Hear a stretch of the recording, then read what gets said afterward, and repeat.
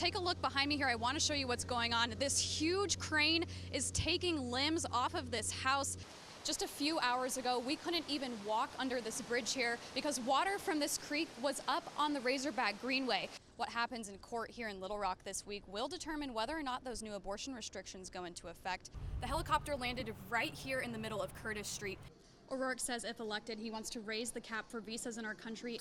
Over here is where the medical marijuana will be packaged. Then over here, this door will connect to the cultivation facility. And as you can see behind me here, police are still blocking off this area and they're not letting anyone down past the barrier. Between the 57-page lawsuit, the Attorney General's 103-page response, countless exhibits and examples, and 8 hours of witness testimony. When they arrived, several upset family members said they believed Evelyn McGraw and Michael Sales were dead inside. You can tell right here just how fast the water was moving. Take a look behind me here. I want to show you what's going on. This huge crane is taking limbs off of this house. This crane drove all the way up here from Fort Smith and it's helping take the limbs off of this house.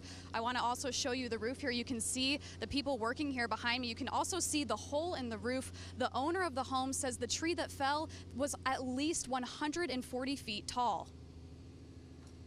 All of a sudden, we're just hearing all this litter hitting the top of the house, and I told her, I said, man, there's a lot of limbs falling on the house. Yep. And about that time, with a sound you can't even imagine, this tree came down. The 140-foot tree crashed through the roof of Jan Pruitt's house last night. The living room, dining room, and sunroom were completely destroyed.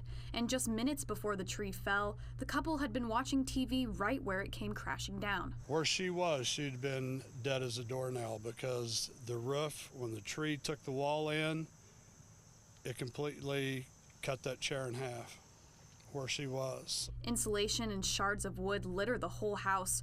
Pruitt had been standing just feet away from a wooden beam when the tree fell. When broken piece of wood came down, just missed my face by about a foot. It happened so fast they didn't see it coming. It was just a matter of seconds.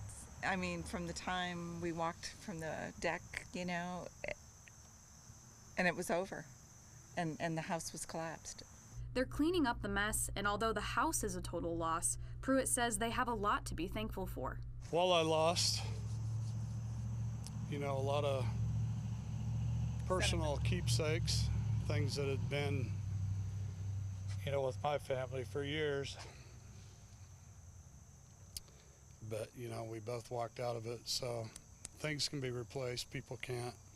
The crew from Fort Smith is working super hard here. You can see these limbs are huge, so this is going to be a huge task. The city of Bella Vista says it's taking its crews off the streets at 6 o'clock tonight so they can get some rest. Some of those crews have been out here working since midnight, and the crews will be back on the streets at 6 a.m. tomorrow. Reporting live in Bella Vista, Emma Claybrook, 4029 News.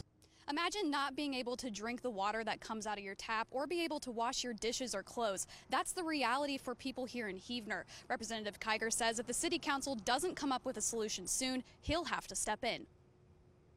They were cream colored. Now they just kind of look like they're tie-dyed with mud. Crystal Ollie came home after a 10-hour shift at the hospital to find her sheets were ruined. If I pay $60 a month for water, I expect to get what I'm paying for. I shouldn't have to run my washing machine 2 or 3 times before I can do my laundry, or run my bath water 3 or 4 times before I can get clean water. She isn't the only resident battling dirty water.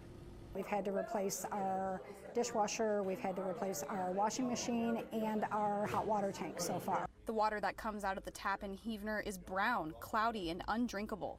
The water ruins pipes and water filters. The city says it's working to come up with a solution. I know that we have some problems. Nobody wants this fixed more so than the city and our citizens, for our citizens, and that we're working on it. But residents say they haven't seen any progress. How did we get these sidewalks that are so nice, but yet our roads look the way they do and our water looks the way it looks? We've kind of lost it. We've just gotten to the point to where we just gave up. This is kind of what we're stuck with. Representative Kiger says this happened in Heavener 20 years ago, and it's time for a permanent fix. The goal is clean, potable water, clean, safe water. But we want to see the steps that they're taking to get there. And I would rather them do it on their own. If not, I'm going to push hard with everything that I have available to me as state representative.